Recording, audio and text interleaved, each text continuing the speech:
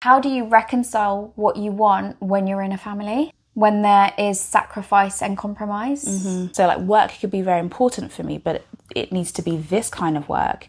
And I need to feel this way when I'm doing the work. I need to feel like impassioned. I need to feel alive. That doesn't mean there's something wrong. So that needs to be tolerated. You have to find a way to reconcile your own guilt and not have your wife or your kids make your guilt feel better. Welcome back, V. Welcome back, Ritz. It's been a while. It has, hasn't it? Yeah. Life has been lifing. It's nice to be back. It is. And we've had a lot on. You've had a birthday. Yeah. I've been on holiday. Yeah. You've been on holiday. The UK is now finally in summer. Well, let's see how long it lasts. Yeah. I think it's back down to 19 next week. Chillier times in July. We're in July if you're crazy. Yeah. Oh, anyway, we're back. And we've got another dilemma, which I'm going to read out. Let's go. Are you ready? Let's go. All right, okay. So this comes in from a 39-year-old male, and he reads, Hi. I'm in a really good job, but my role requires long hours and frequent travel, which has severely strained my relationship with my wife and our two young children, ages 6 and 9. I often miss family dinners, school events, and weekend outings. It does make me feel guilty and regretful. My wife says she's a single parent, and our children frequently ask why I'm not home more often. I know I need a better work-life balance, but I'm unsure how to achieve it without jeopardizing my career advancement and financial stability that I provide for my family. I fear that requesting more flexible hours or turning down travel assignments could be perceived as a lack of commitment, potentially leading to missed promotions or job loss.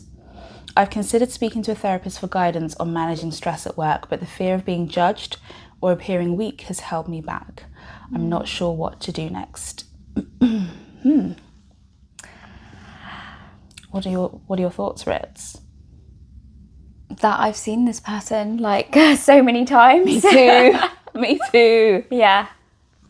So I guess I want to start with that. You're not alone. Yeah. Because this is a presentation that I have seen for at least like 15 years. I was going to say like from the beginning. From the beginning. Right? Yeah. And I'm sure when we were training, our supervisors would have used examples of the things that you have been saying when we were like learning about how we might work with somebody who's dealing with workplace stress. But it's not just that, is it? It's workplace stress alongside life. Yeah. And that life is moving on, right? You've got kids, you've got a wife, you've got this family. They're moving on. They're getting older, but they're noticing. They're noticing the lack of you there. Yeah. You're noticing the lack of you there. You want something to change. You don't know how to change. And I think that's what adds to the stress. Yeah. I think that's what adds to the workplace stress. Yeah. Maybe that is the workplace stress.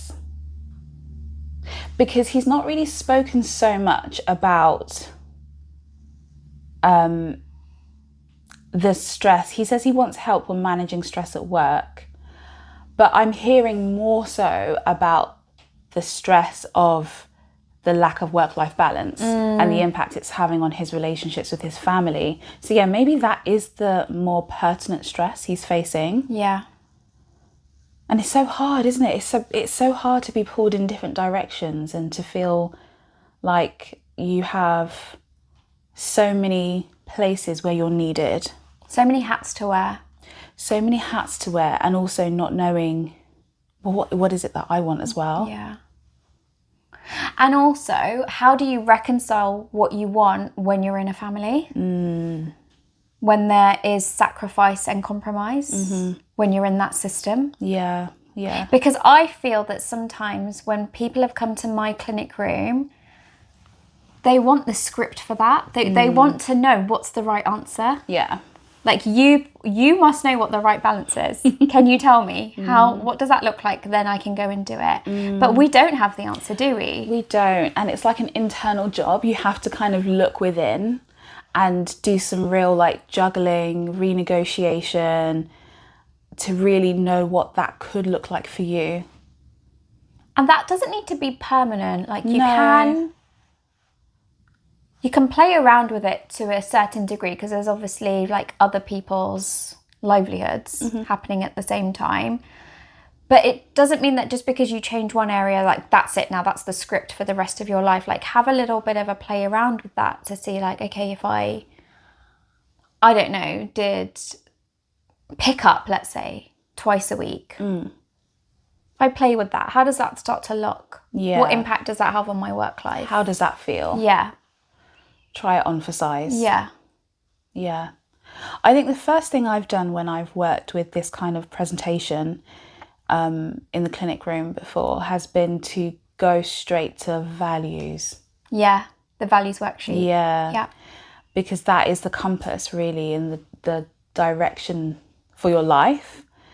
And from that, I've also looked at like personality assessments. I've kind of looked at what are your strengths, what are your weaknesses, and really use that to help me and to help the client gain an objective picture of, okay, this is who this person is and this is who this person wants to be. What's stopping them from getting them from A to B? Is it about the fear of being seen as weak? Is it about the fear of missing out and feeling like, oh, I may be passing up a promotion?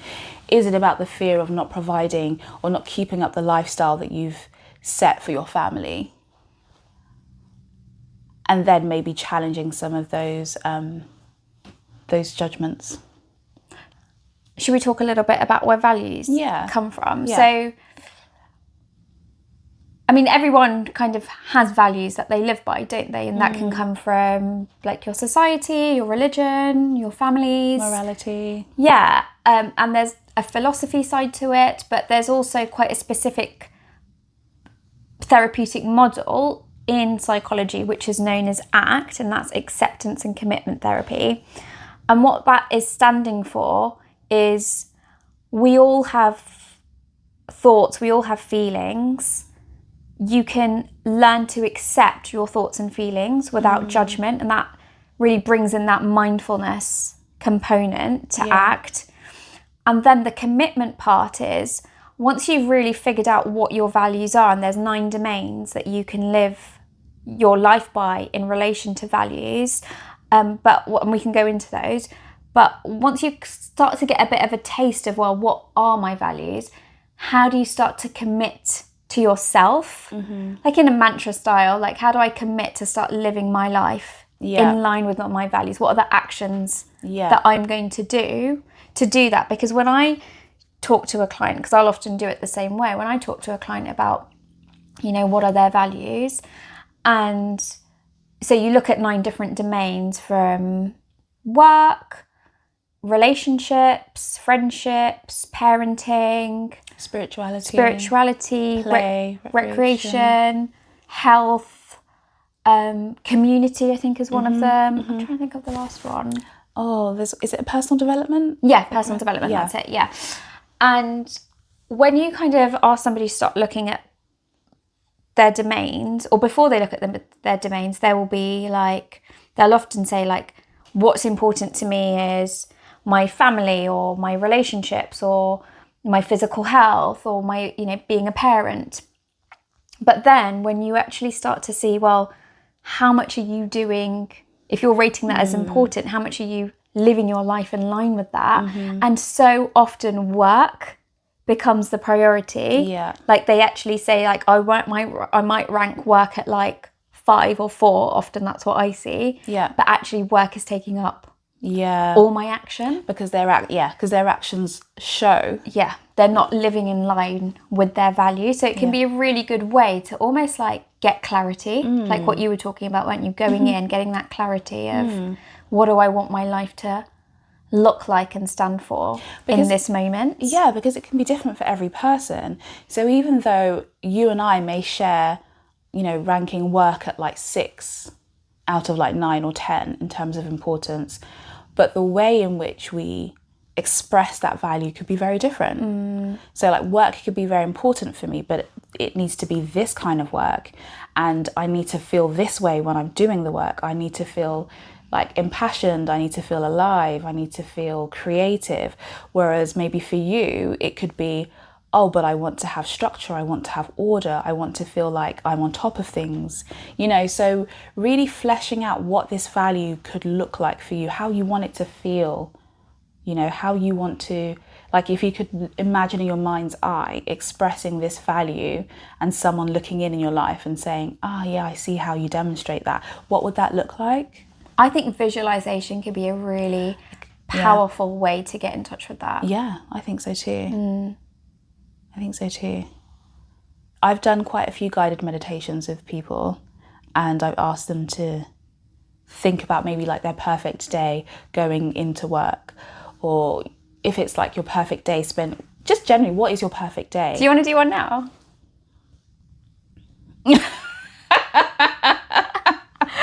I want to do it. Like be on the receiving end of it. Yeah. Do you guys want to try it? Okay. I feel like they don't have a choice. It could take like 20 minutes though to really get into the zone. Yeah. It's like should we do a Dr. V special? Maybe we should. Yeah. Maybe we'll do that after this. Yeah. Because it is like a 20-minute visualization exercise. Yeah, I think that would be amazing. Yeah? Okay, cool. Yeah. You can do that. Yeah. But see, that just shows you, doesn't it? Like sometimes you can have a plan for something, like that you think it's going to go a certain way. And then once you start to flesh it out, something different can come of it. Yeah.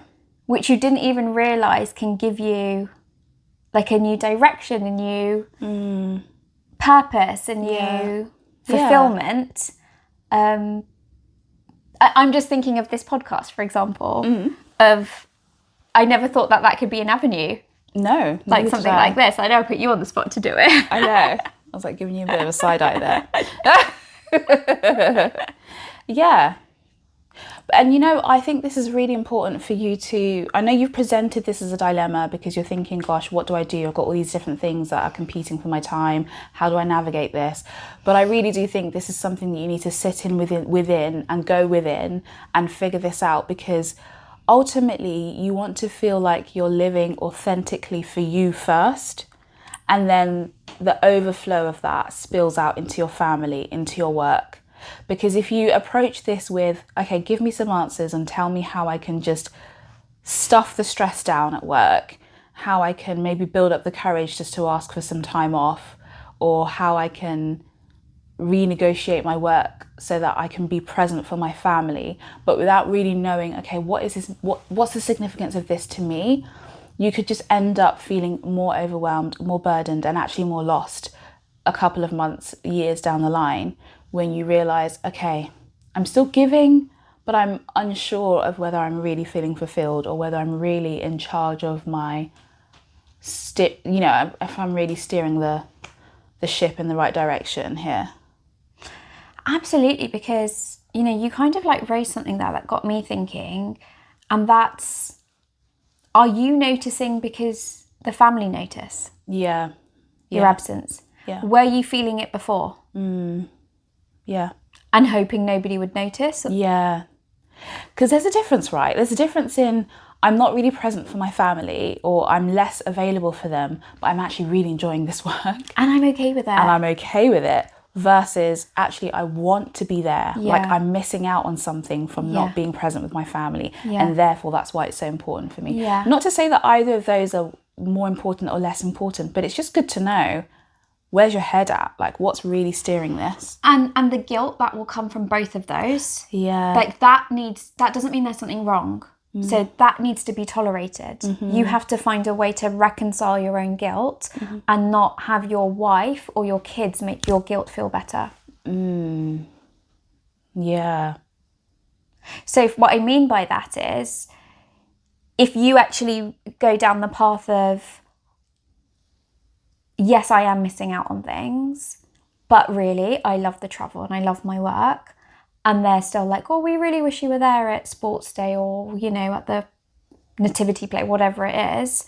And then you feel guilty for that then the outcome of that isn't to then be like, oh, I wish they wouldn't say those things to me. Like they're allowed to express those feelings and you're allowed to feel guilty. That doesn't mean you're doing the wrong thing, but then you have to find a way of tolerating that guilt, to kind of have that self-talk with yourself to say, yeah, you know, of course they'd miss me being there. And I miss it too, probably, but I think maybe I'd be missing work a bit more. And what I get from that. And then if that's the case, then there's some work to do around what that compromise could look like for you and your family. But you'd be coming at it from a place of certainty, knowing that actually this is what I want. So let me find a way to, how can we work together? It's the collaboration then. Yeah, that's where it becomes the family system. Yes. I know we say this all the time. I really think you should see a therapist. Well, I wanted to touch on that next. Okay, go the for idea it. of being a weak man, like a weak man. Yeah. And who are you weak in front of? The therapist, or what? Or is it that work would know you're going to therapy? Like what's that about? Yeah. What does weakness mean to you, and who introduced you to weakness? Like gender roles is really coming up for me here. Yeah. Is there something about you being this strong provider? The steerer of the ship? Yeah. Has anyone asked you to do that? Have you just stepped into that role? Is that what you saw? Is that what's normal to you?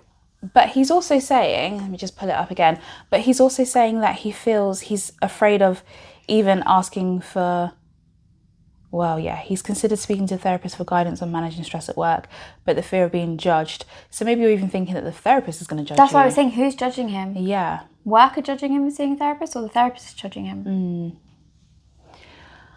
Yeah. I'm sure we all know by now, like the rhetoric or the phrase that there's so much strength in vulnerability, but it does take so much courage to be vulnerable. So much courage. And I think this is a bit of an interesting dilemma in itself, because some people find it easier to be vulnerable with a stranger, and some people find it easier to be vulnerable with people they trust. So I'm wondering, do you know which one it is for you? And could you try that out first? Yeah. Now, here's a bit of a way that you could do it. If you prefer being more vulnerable, or if you think it would be easier to be more vulnerable with a stranger, the next time you go get a coffee, and you know, often you're waiting and the barista might ask you like, how are you doing? Or how's your day? Like when the next time a stranger asks you that, I wonder if you could be real with your answer and see how that feels. And if it's the opposite, actually, I think I could be more vulnerable with somebody I trust. Could you try talking to your wife then? Yeah. Have you got a really good friend you can confide in? A sibling? A family member? And you don't have to tell them everything, but could you start with like 5% of what's going on? Yeah, dip your toe in. Yeah. Dip your toe into being vulnerable and see, like you say, how that feels. Yeah. Yeah. Challenge those assumptions that you need to have it all figured out. And I also think that is another kind of like myth of therapy, that sometimes people think they need to have the answer to go to therapy. Really? Yeah, I think there's a bit of that going on there. That they need to know the answer themselves before they go? Yeah, or they have to have themselves figured out a bit. Oh, okay. Well, no, that's kind of like the purpose of therapy. Exactly, right? Yeah. But I think that exists. Because it falls into that same belief system of, I have it all figured out, I know what's going on, I don't have blind spots. Yeah. I'm getting a sense of you that you like things neat. I might be totally wrong. I just get that sense. Yeah, maybe. I also think that there could be an element of shame here as well. Not just, because I'm just thinking back to him feeling, my wife says that she's a single parent right now, and my kids are constantly asking me why I'm not at home. That speaks to me of an interesting dynamic that's going on there. Like, both your wife and your kids have located you as the one who is not following the order here. And I'd be very interested about how you communicate with your family about your absence and their understanding of it. Yeah. So I do think that you probably could do with some help from a therapist to explore all these different avenues and unpack all of this. Yeah. Because it's quite multifaceted, isn't it? Yeah. Yeah. But I want to come back to what you said originally, which is you're not alone. You're not alone with this, because this is such a typical presentation that we see day in, day out. But you have the potential to actually shift into something that could be more liberating and feel more real and authentic. So the opportunity here is a great one. Yeah, you have a real chance to recognize like you have a choice. Yeah. And